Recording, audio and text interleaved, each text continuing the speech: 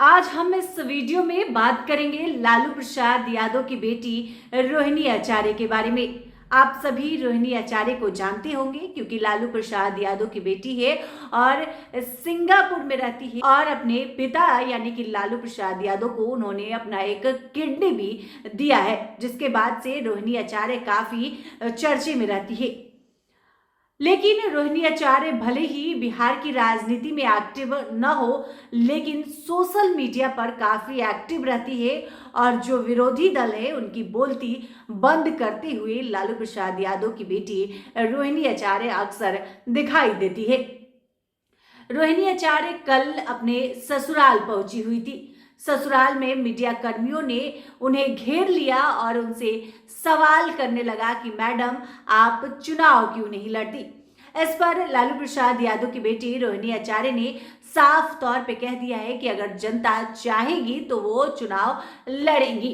बता दें कि रोहिणी आचार्य हमेशा राजनीति में नहीं आने की बात करती थी, उन्हें राजनीति नहीं पसंद था। जब काराकट की जनता उनसे सवाल किया और ये कहा कि अगर आप आइएगा तो ये क्षेत्र सुधर जाएगा, आप विकास कीजिएगा, आप जनता के बारे में बात कीजिएगा और आपके आने से ज्यादा इस क्षेत्र का विकास होगा। उसके बाद रोहिणी आचार्य ने कह दिया कि अगर जनता चाहेगी तो वो इस सीट से चुनाव लड़ सकती है। लालू प्रसाद यादव की लाडली बेटी रोहिणी आचार्य औरंगाबाद के दाऊद नगर कल पहुंची हुई थी। रोहिणी के आते ही राजनीति सरगर्मी एक बार फिर से तेज हो गई। उनके द्वारा काराकाट लोकसभा से चुनाव लड़ने की चर्चा भी जोरों शोरों से होने लगी।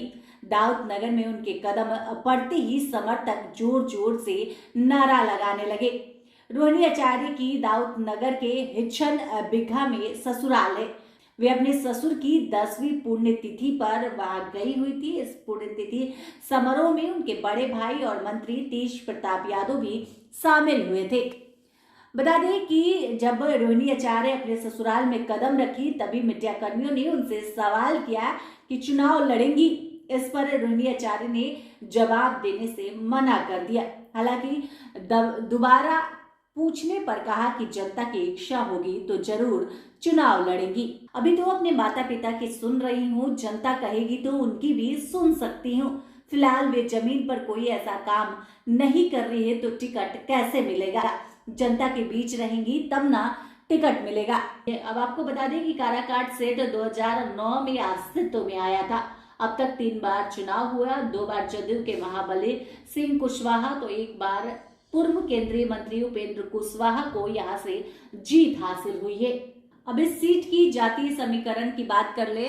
काराकाट लोकसभा क्षेत्र से यादव, कुशवाहा, राजपूत, ब्राह्मण, भूमिहार, दलित, महादलित, कुर्मी, वैश्य और मुसलमान मतदाता प्रमुख है। सबसे ज्यादा यहाँ पर यादव वोटर्स है जिनकी संख्या 3 लाख से भी ज्यादा है। इसके अलावा स्वर्ण मतदाता भी निर्णायक भूमिका में रहते हैं।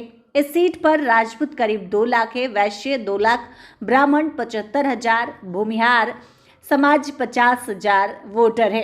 इसके अलावा कुशवाहा और कुर्मी मतदाताओं की संख्या मिला दे तो 2.5 लाख है।